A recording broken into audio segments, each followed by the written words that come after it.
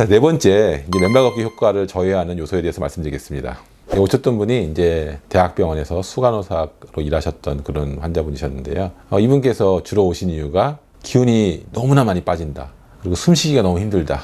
이런 문제로 오셨습니다. 과거력을 이제 들어봤더니요. 스트레스를 굉장히 많이 받으신 후에 몇 년 전부터 협심증, 그 다음에 고혈압, 고지혈증, 갑상선 기능 저하증, 심장 문제로 인해서 스텐트 시술까지, 그것으로 인해서 혈전약 복용까지 하고 있는 여러 가지 문제가 있었습니다. 그리고 식이요법도 별로 안 하시고 있었고요. 그 다음에 맨발 걷기가 좋다라는 것을 알고서 몇 달 전부터 맨발 걷기를 하셨다고 합니다. 그랬는데 1시간 정도 하고 나면은 너무 지쳐가지고 탈진이 될 정도가 돼서 하고 나면 기운이 너무 빠진다. 이해가 안 되잖아요. 맨발 걷기를 하면은 이 접지 효과 때문에 미토콘드리아 기능이 좋아지고 ATP 생산이 굉장히 활성화돼서 기운이 나야 되거든요. 이거는 뭐 제 스스로도 너무나 많이 경험하고 있는 그런 효과고요. 그래서 너무 자기가 이해가 안 돼가지고 다른 분들은 다 효과를 본다고 하는데 자기는 효과를 못 본다고 해서 이해가 안 돼가지고 저를 찾아오셨습니다. 제가 혈압을 쟀더니요. 104에 73이 나왔습니다. 저혈압인 거죠. 그래서 이제 집에서는 얼마가 나오냐 그랬더니 아침에 일어났을 때 100에 한 60 정도 나온다. 평균적으로. 그렇게 얘기를 하시는 것입니다. 그러면 이거 저혈압이잖아요. 저혈압 상황인데 당연히 기운이 없죠. 그럼 왜 이런 게 오느냐? 맨발 걷기 자체만으로도 혈압 강화 효과가 있는 것입니다. 혈액순환이 좋아지기 때문에 혈압이 떨어지는 것입니다. 근데 여기에다가 고혈압약도 먹고 있는 것입니다.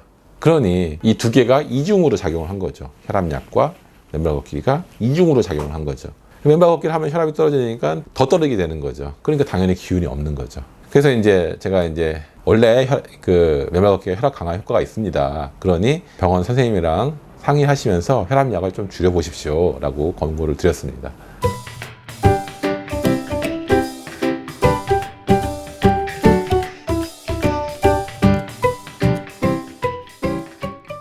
이제 네 가지 요소에 대해서 말씀드렸는데요. 또 어떤 분이 오셨냐면은 이분도 이제 의료인이셨는데요. 네 가지 요소 각각의 문제가 있는 게 아니라 복합적인 문제를 가지고 있으셨습니다. 이분은 이제 60대 초반에 남자 환자분이셨고요. 부모님이 모두 고혈압으로 인해서 중풍이 걸려서 굉장히 고생하시다가 돌아가셨기 때문에 그런 가족력 때문에 자신도 고혈압과 중풍을 굉장히 우려하고 있었고 그거에 대해서 이제 열심히 노력을 하고 있었습니다. 그래서 이제 5개월 동안 맨발 걷기를 하루에 3시간씩 하고 있었습니다. 그런데도 혈압이 150에 100씩 나오고 식이요법도 현미 채식 위주로 했는데도 그리고 조금도 잘못된 것을 안 먹으려고 굉장히 노력하고 굉장히 소식하고 그런데도 150에 100이 나왔던 것입니다. 근데 문제는 걱정 때문에 굉장히 강박적으로 식이요법을 하셨던 거죠. 강박적으로 맨발 걷기를 하셨던 것입니다. 완벽주의자였던 것입니다. 그래서 이분이 이제 마치 이제 시계처럼 모든 스케줄이 다 아주 철저하게 계산돼서 활동을 하고 계셨고, 그 다음에 이분 이제 의료인인데 이제 직업적으로 계속 한 자세를 계속 반복해야 되는 문제, 그리고 집중해야 되고, 그러다 보니까 이제 근육들이 경직되고, 특히 이제 가슴 근육이 많이 경직되어 있더라고요. 한의학적으로는 호흡을 주관하는 근육이 늑간근, 갈비뼈 사이의 근육들, 횡격막, 그 다음에 목에 있는 보조근들, 이런 보조근들이 호흡을 주관하는데, 이건 직업적인 자세 때문에 계속 그런 근육들이 긴장하게 됐던 것입니다. 집중하다 보면 숨을 참아야 됐던 것입니다. 한의학적으로는 결웅이라고 하거든요. 그러다 보니까 이제 호흡의 문제, 이런 것들이 고혈압을 만들었던 것입니다.